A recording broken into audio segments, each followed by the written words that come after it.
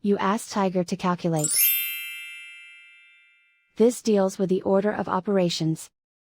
The final result is 725.7. Let's solve it step by step. Simplify the expression. Simplify exponents and square roots. 10 to the power of 2 equals 100. 10 to the power of 2 equals 100. Perform any multiplication or division, from left to right.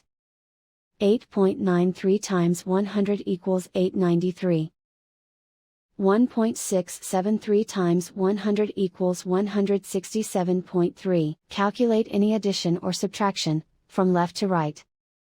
893 minus 167.3 equals 725.7.